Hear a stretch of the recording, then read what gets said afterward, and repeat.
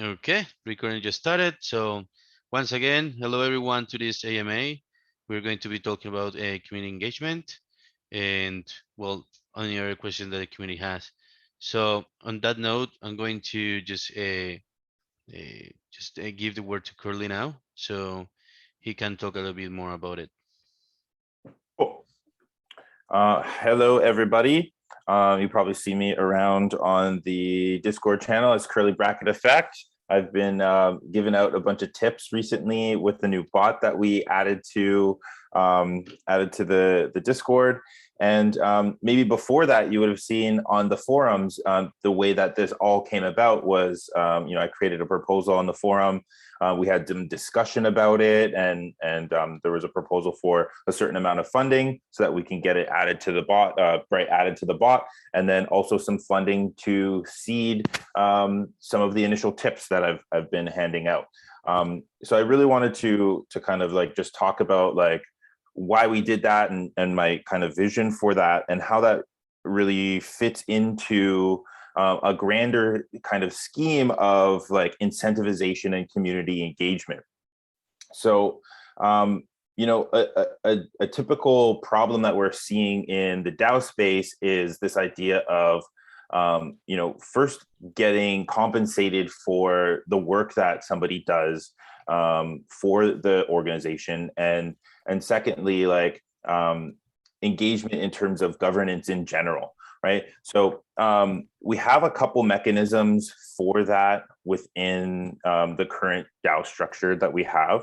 I guess like the first kind of mechanism for engagement that most folks are familiar with is just straight up farming, liquidity farming, right? So a great value to any project is to have liquidity for their token so that they can support the value, the monetary value of their token. But value outside of that is really driven by people engaging with the protocol and creating new proposals to build up the protocol and to build it into what it is meant to be in the future.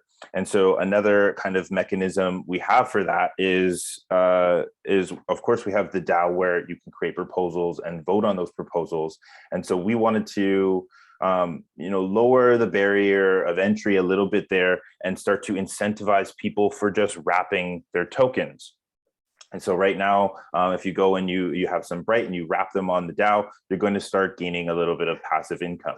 Now that the reward there is not going to be nearly as much as you would get from farming, but the value to the network, I would say, is almost greater than that which we gain from you locking up your liquidity, because it means you have the ability to vote on proposals, and that is super important. And not only vote on proposals, but you can create your own proposals. You need to deposit some Bright in order to create proposals for others to vote on. And so those are the two kind of main incentivization mechanisms we had at the starting. But there's also value in creating community and engaging with each other on our other forums like Discord and Discourse, our forum, right? And so it's kind of hard to identify and incentivize or remunerate people for the smaller kind of tasks that are out there. Just supporting people in the Discord. One-off, like you see somebody asking a question and the answer and you just answering it. There isn't an easy way to get any kind of kickback for that. And so that was kind of the idea that I had for TipCC, using that as a way for us to acknowledge publicly and give a bit of a tip of the hat, pun intended, to folks that are helping out with the community, providing some value in the community that isn't directly like putting in work hours to perform a project that you maybe got funded through the DAO system. So you would have noticed that I try and emphasize engagement specifically in like the suggestions channels and in the BrightDAO channels. If you have like if you've self-selected the DAO role, you may have gotten a tip based on that. And then there's also just some general tips out there for people to collect if they're paying attention in like a general channel or something like that, like a time-based tip where all you have to do is go and react to a message, and then you're gonna get a portion of the pool that is up there once the timer runs out. And so these are meant to give a little bit of incentive to pay a little bit of attention to our channels where discussion happens. And the way I imagine kind of the flow of new ideas coming into the fold of BrightID, the BrightID app or ecosystem or DAO, is we have very lightweight kind of conversations happening on the Discord, and maybe somebody has an idea and they just throw it out there in suggestions or something like that, and somebody else sees that and is like, oh, that's super interesting. What about if we did this, or how about if we added that? And then the ball really gets rolling there, and then maybe a couple of people work together to flesh it out. And then you have a solid kernel of an idea. You bring that over to the forum and you might put it up in the idea section, or maybe you've fleshed it out enough that it's ready to be put up for a proposal on the forum for discussion. And we have a template there that you can use to make that proposal, to write that up.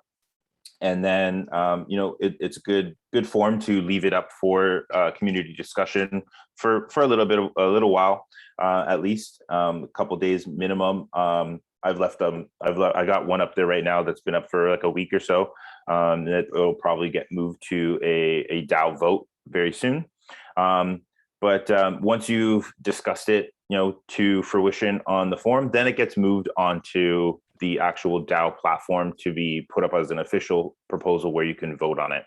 And so all the way, like we can see at the end that you can receive some remuneration for a bunch of the work that you've done along the way in terms of getting funding from the DAO.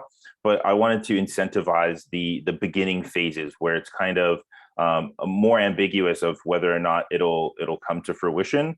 I just want to like give a nod to some folks for even attempting, even just like having those initial conversations and getting those sparks going, even if they end up fizzling out. I think there's a lot of value in having those kind of conversations. And also another use case for TipCC is just to have fun.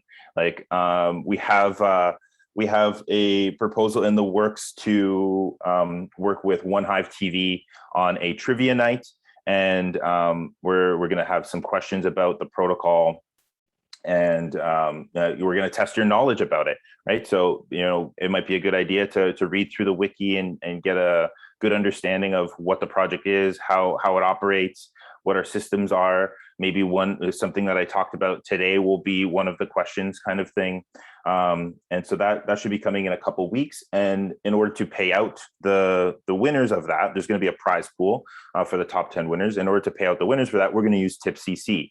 So you're going to be able to get a little bit of Bright in your Discord account, just for your knowledge on the project.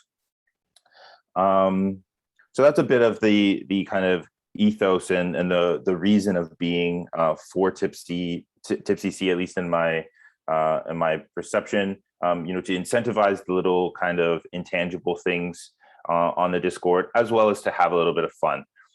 Play some games and just throw around little amounts of Bright here and there. Maybe it would be you guys might have some questions about like the actual functionality of TipCC. So essentially how TipCC works is it creates a custodial wallet for you based on your Discord account. And you can interact with this wallet through a bot, through DMs, as well as in public chats, but it probably makes most sense to do it in DMs. And you can type to it $help, and it will essentially give you an overview of what's possible, and then you can use the message there reacting to it, and it will give you more information based on the reactions you make to that bot. But the main commands you'll probably want to know is $BALS, BALS, will show you all of your balances. $BAL, and then the name of the token will show you the specific balance for that token. So if you say $BAL Bright, it'll show you all of the balance for your Bright. Another super helpful command is going to be the $deposit or $withdraw. So this is how you can, add funds to your Discord wallet or remove funds from your Discord wallet. And some of you may know that Bright is a native mainnet token, but it has also been bridged to XDAI. So you can enjoy some cheaper transaction fees there. And so the TipCC bot has been set up to interact specifically with the XDAI chain. So you can actually withdraw small amounts of your Bright without paying an arm and a leg in gas to get it withdrawn, and then you're perfectly positioned to then add that to the DAO, or provide liquidity and jump into farming if you so wish as well. So it's a really easy way to earn a little bit more Bright, and use that Bright to contribute to the DAO in meaningful ways. And yeah, I think that kind of covers the basic questions I think you might have. Maybe there's some unanswered questions there that I can field. No, nothing yet. Like, we don't have any questions yet in the chat, but maybe before we do questions, we should let Sem give an update on his DAO proposal and what his team has done, and then we can see if there are any like questions on anything. Does that make sense? That way we'll make sure we have enough time to do that. Okay, I can go then. I'd like to share my screen. Is it possible? Yeah, give it a try. You should be able to do it. Just give me. I'm going to make you co-host. I think that way you can do it easily. Are you seeing the options, Sam? Yes, now. Okay, you should see my screen now, my browser. Yes. Okay, so I'd like to go through all the things that OneHive are already integrated BrightID, and which is the current proposal and which is the progress on that. So OneHive already integrated BrightID. Well, by the way, I am Sam.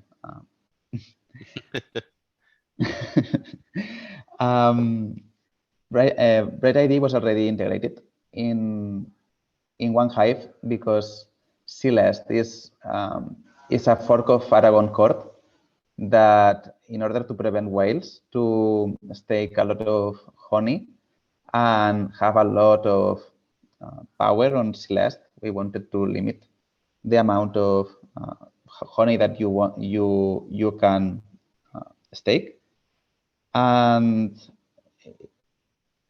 it is made by BrightID. So by the time that Celeste was deployed, we already had this BrightID register contract that you can just, if you have an authenticated account in BrightID, you can register it through this contract, and then you will be able to stake honey on Celeste. It also appears in the Gardens front end here in your options. So if you go to my profile, and then I don't know if it's working now. If you go to my profile and then you click on edit profile, you will see if you are authenticated as BrightID or not. So the idea is to extend this in order to be able to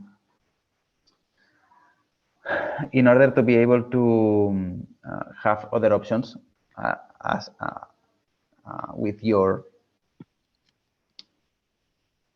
kind of limit the options that you can do in a DAO with BrightID. Only if you are a BrightID authenticated user, you will be able to do things in some of the DAOs. Depends on how they configure it.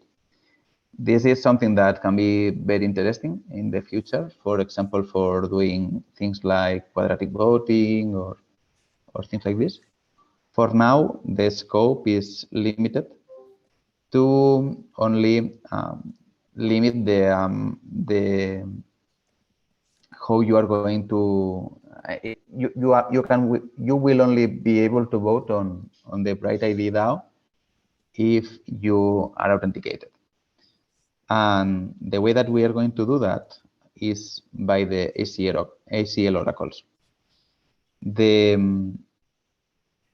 applications of conviction voting, this is the conviction voting app, and disputable voting, they have these permissions. So if you have permission, anyone who has permission to create proposals, they can use the function, and the proposal is created. So what we are doing here is to attach an extra contract that will prevent creating this proposal if you are not authenticated.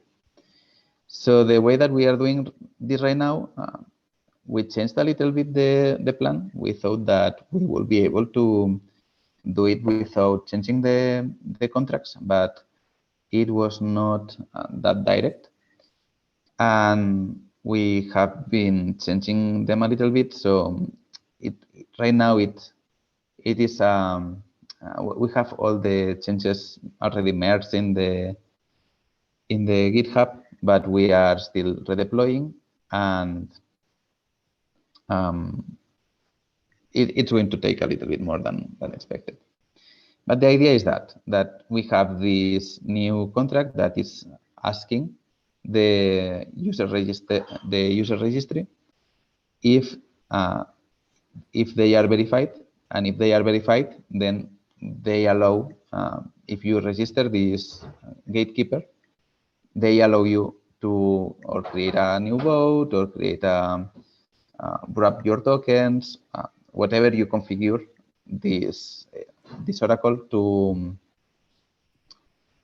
limit the things that you can do in a DAO. And this can also be used. Actually, Aragon Govern also have this kind of ACL oracles. So we added support for them. They use this new API, well, this new interface that it changes a little bit. It will perform. So we expect that it will be also useful for Aragon Govern, although we still didn't try it.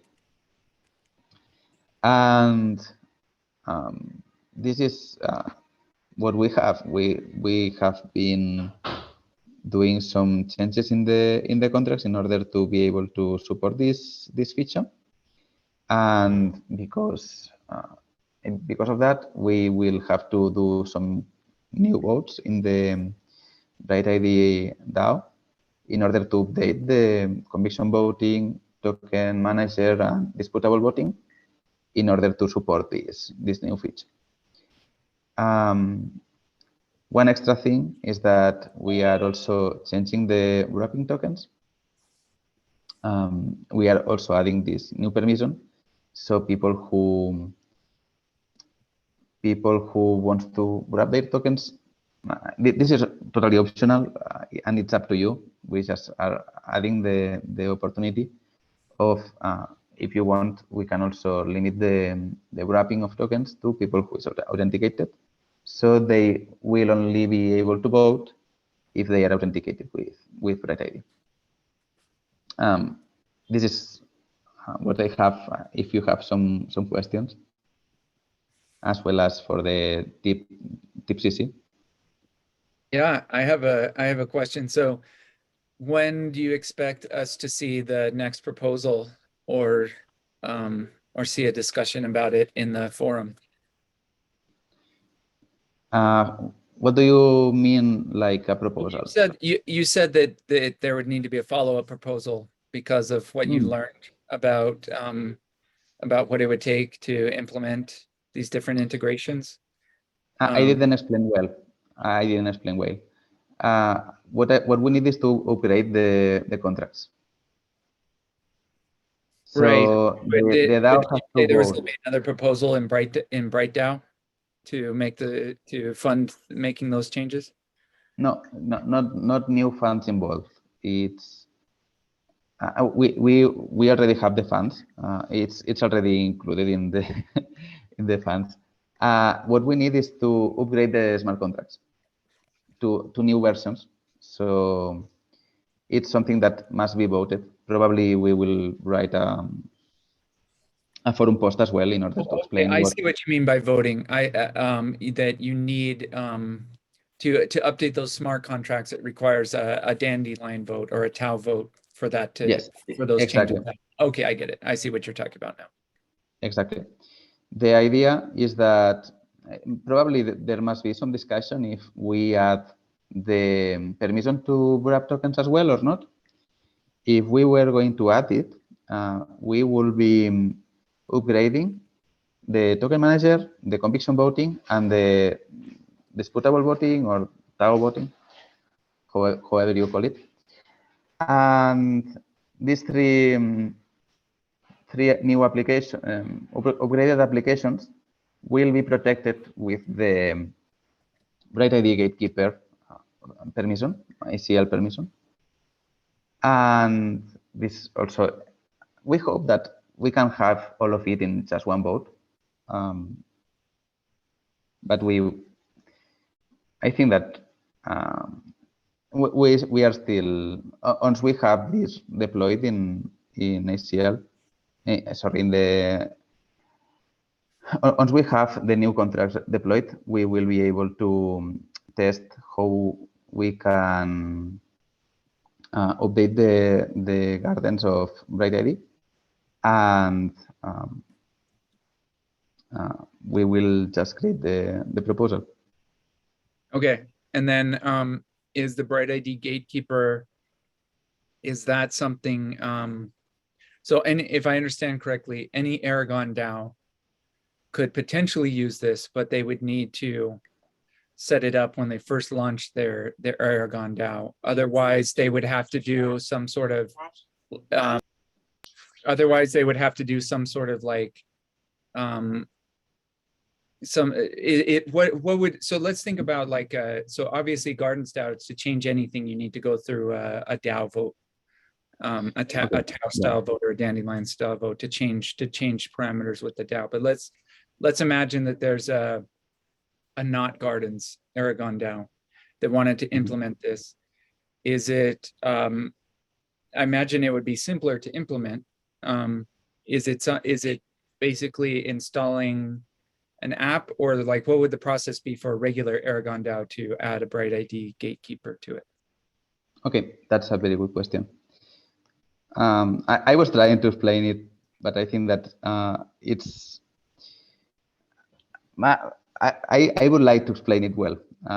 So please, if I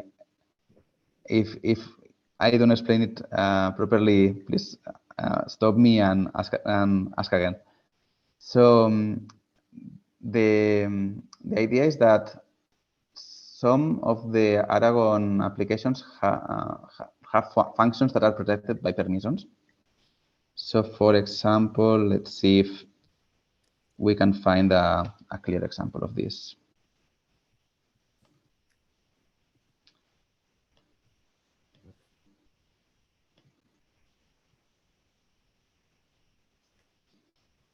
For example, in order to use this function, you need the pause contract role. So there are two options. You can give to a contract that can be the BrightID Gatekeeper permission to pause the contract, and then anyone who is authenticated can, through the Gatekeeper contract, can pause this other conviction voting. application. So the way that Aragon is made is there are a lot of applications that are interconnected between them with these permissions. I am talking about Aragon 1 or Aragon OS. Aragon Govern is a bit different, and we still don't know very well how it will be the integration. They have this something similar as well, but it will be different. For gardens and normal Aragon DAOs, you have two options here.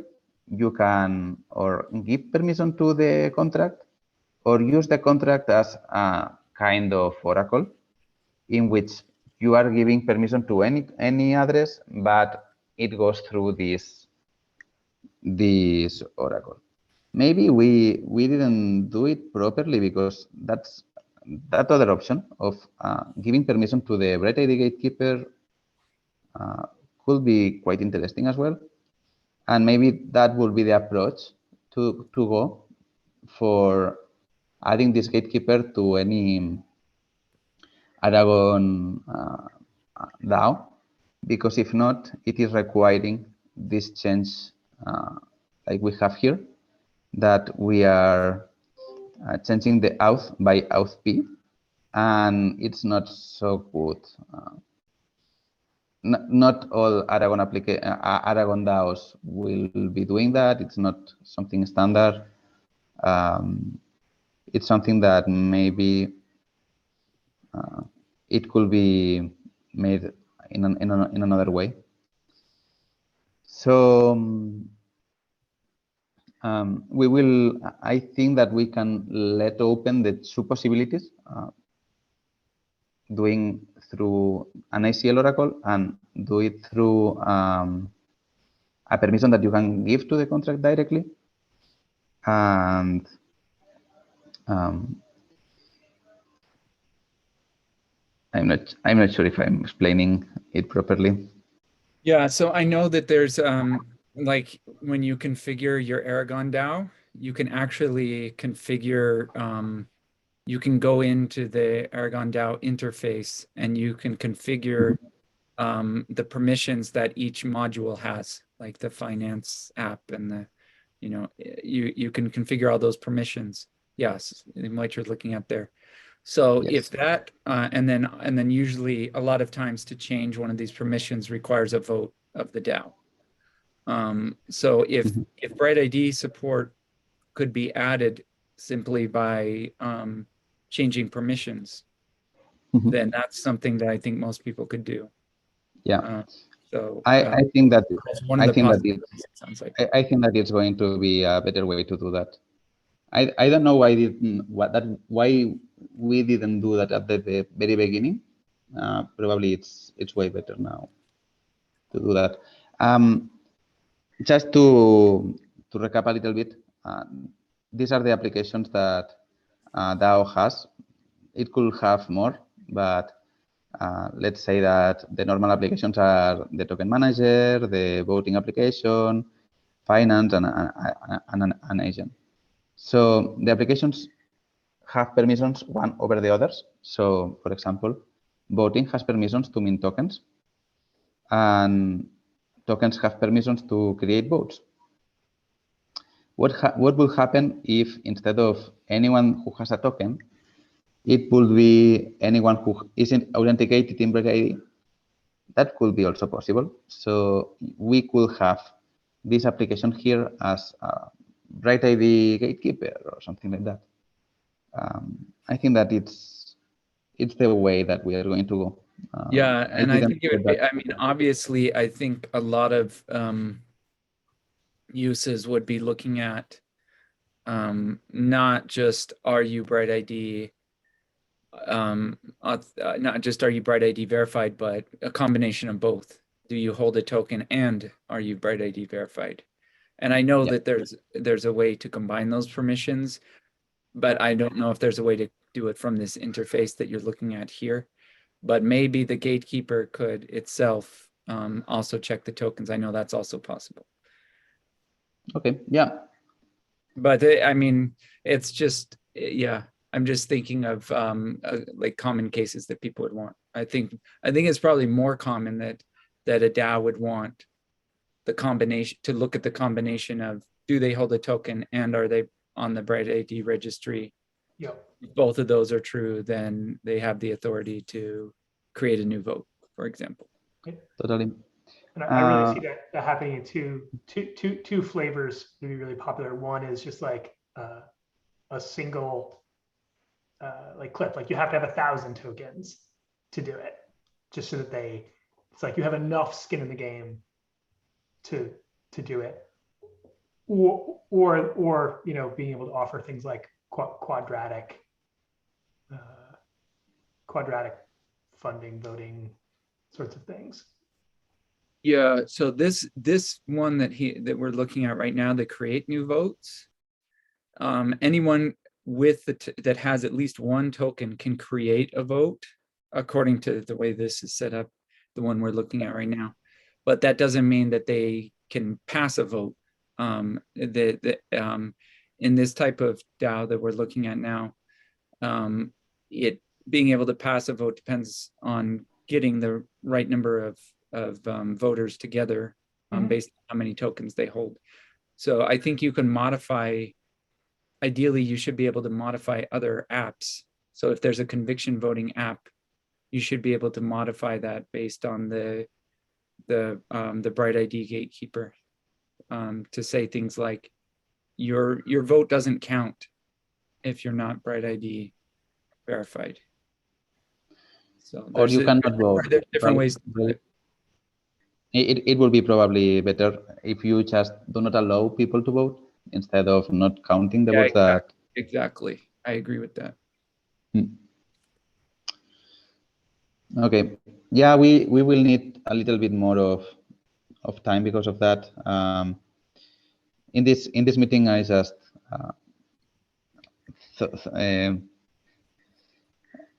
came up this other way to configure the votes and the permissions. So maybe this is something that I will be discussing with the rest of the Gardens team. And I don't really know if there was a problem with this approach or not. Maybe that's a good approach, if not for Gardens, for other Aragon applications.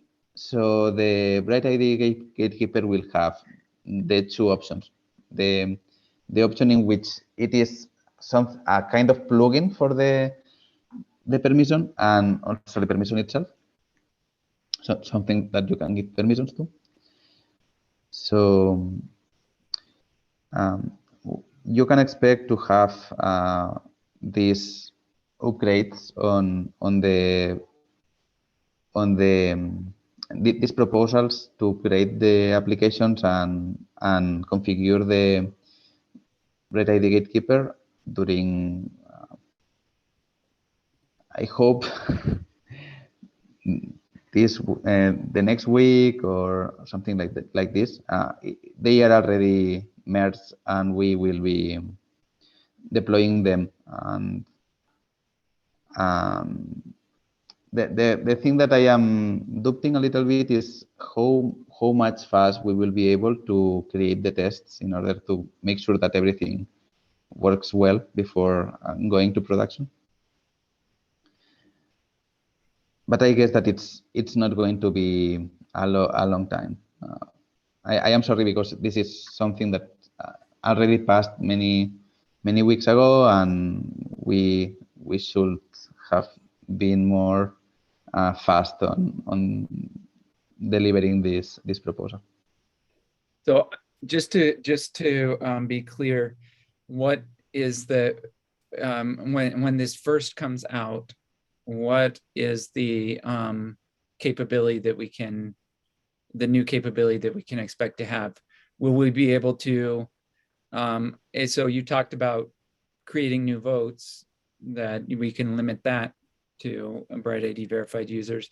Could we also modify, will there also be a modification of the voting app or a new type of voting app that's like BrightID voting or conviction voting or which capabilities do you also mentioned wrapping tokens, that we could limit wrapping tokens to Yes. Just If- BrightID because- verified user. So which ones, when it first gets launched, which capabilities will be available? The ones that we are thinking at the moment are creating any kind of vote, and because of this wrapping of tokens, people who already have wrapped their tokens, they will be able to vote anyway. Yeah. And people who is trying to wrap them again, wrap new tokens, they will have to be verified in BrightID. Okay, that makes sense. And because these new people who only can vote if they have wrapped tokens, so it's also a kind of permission to vote at the end. Yeah. So Not something only that Philip and I discovered from playing around is you seem to be able to wrap Bright tokens into GBright and then send them to somebody else, and they see Yes. it seems to add to their balance. So I could bypass BrightID verification as a means to voting if my friend sends out, or if I could send out a bunch of these. Let's say that I want a Sybil attack. I mean, because BrightID is supposed to stop Sybil attacks. So let's say I want a Sybil attack and I want 20 different accounts. I could create my 20 different accounts and then just send GBright to all of them after I wrap them with one verified account. That should not be possible, at least in the latest versions of Gardens. Okay. It should not be possible, so we have to recheck that. Okay, thanks. Because, yeah, it's totally. like we were able to do that. I can't remember. Who did you test that with, Philip? Who did you send the GBright to? To me. It was Sergey. And I also sent it to myself, just with Okay. a just with another address, just messing around. That was definitely That's true. Sergey is at least Yeah. was at least in BrightID. That should not happen. To myself, I sent one to just a random wallet that had never done anything with BrightID at all. Okay, that should not happen, so we have to check it out. Have you tried, I guess, did you go all the way and try actually voting, like adding it to the abstain proposal or something like that, Philip? No. So we haven't tried actually using the GBright. It just looked like it was in a different wallet, but we haven't. It definitely moved. I mean, you can Yep. see in the block explorer, sure enough, that GBright is definitely in that new wallet now and out of the old wallet. We have to check that, Semi- especially in the current contract, because I know that when we deployed the BrightID DAO, the template was not completely, and it is an older version of the current template that we have now. So maybe there is something there that we changed afterwards. I don't know. Let's check it out, because. Well, it sounds like there'll be multiple reasons to want to upgrade once we have this new BrightID Guardian capability. That we'll want to be, that we'll have more than one reason to want to upgrade our DAO. I have an important question. What's involved in changing which BrightID verification is used by these tools? Because today there's one, but soon that's going to be deprecated or no, I guess not deprecated, but we're gonna upgrade to higher levels of verification. And I definitely hope these tools can adapt to that.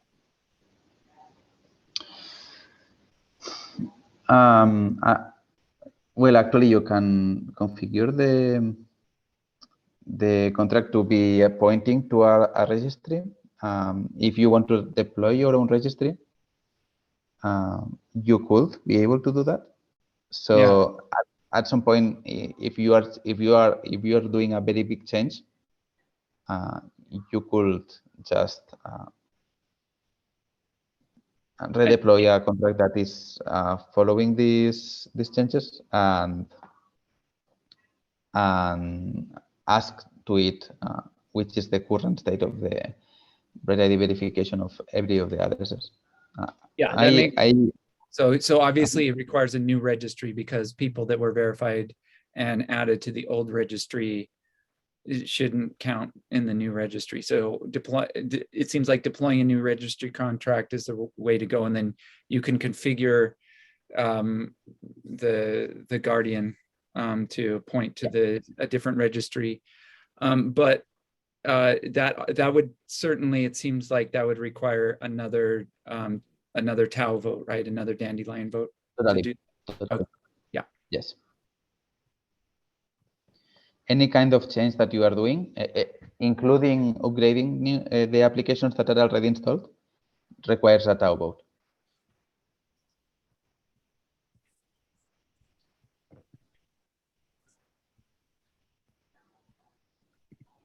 Yeah, surprisingly, I don't see any questions on any of this stuff in the chat. But I think we can open up questions to, we can open up any sort of questions at this point that anybody may have. Well, thank you very much, Sam, for the explanation. So yeah, guys, if anyone has any questions, this is the time to ask them. We are still have 15 minutes left. Well, we can go further if anyone has more questions. There's no problem at all. But yeah, like. Yeah, I also want to thank Curly for walking us through the process, the DAO process, and explaining how engagement works and talking about the tip bot. So thank you for doing that.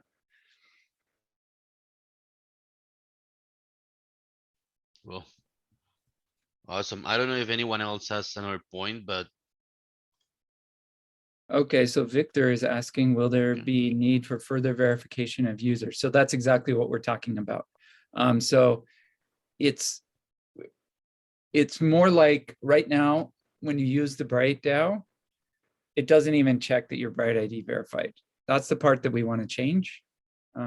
We want there to be checks in place so that to use DAO functionality, in other words, the ones we were talking about was wrapping, which gives you the vote farming rewards, also allows you to vote in proposals. That's one checkpoint that we can install the BrightID gatekeeper on. And then other things like creating a vote, so creating a proposal, which actually you would need WrapBright for anyway. But at the beginning, that would just be the same BrightID verification that you already have. But we are getting closer every day to having to releasing a stronger verification level. So the DAO could vote and say, if you want to participate in Bright DAO, you need to do the work to get the stronger verification level. And that's what we were talking about, how we could do a DAO vote to basically upgrade the requirements in the future. And that further verification, just so you know, it's usually just like making stronger connections to people that you actually know rather than just met connections. Adam, as I listen to this, I wonder if there would be any way to set it up so that like what it's looking to the verification, like the vote could be, I want a low level verification, and where that looks to is something that is dynamic, so that over time, as we change the definition of low level verification, you wouldn't need to change it in the DAO because you've just pointed to a thing that can change. Is that possible? And so that's something that some of the registries have. So the first one that we implemented that with was the Rarecoin registry. It has and this is something that OneHive doesn't have, but that some of the newer ones have in their registry, is they expire. So the verifications expire. So in the case of Rarecoin, I think it's like, I can't remember how often you need to renew it, but you have to keep reconnecting your BrightID. So if we have a registry where the verifications expire, then you can have something dynamic that doesn't even require a DAO vote. It can just be whatever the trusted BrightID nodes are that have been entrusted to be able to import their verifications. So that part of the smart contract is would need to be configured through a DAO vote, but you could just say this verification expires every week. If you want to keep participating in the DAO, you need to keep linking every week.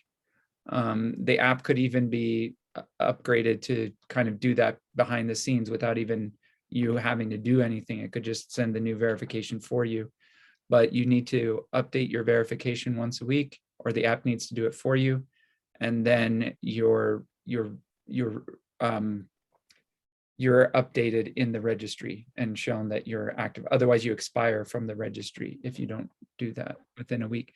And then if you do something like that, then the nodes that are authorized to input their, or the nodes that are authorized to sign the verifications that people are putting into the BrightID registry could change the definition. They could agree among themselves to change the definition of what it means to be verified, and then that would carry over to people adding themselves to the registry.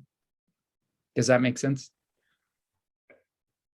Yeah, I mean, that sounds really attractive to me if you can make it not painful to the user. Yeah. So that's the I mean, this is the vision for blind signatures, is that the app should handle most things automatically. So blind signatures, the verifications that use blind signatures, they should expire. They're built to expire. And it's your user agent, your BrightID reference app, that realizes, oh, my verification expired. I'm going to get a new one, and I'm going to upload it to the apps that I care about. And it should just do that for you. So we haven't released, we're getting close. I think when Michael gets back from vacation, we're going to review the front end code for the blind signatures. The back end code is already done. And once it'll be really cool to have a mobile app that actually uses the blind signatures and sends them over to apps for you. So far, none of the apps are using blind signatures yet, but we want that to change, and we need the mobile app to be able to do that.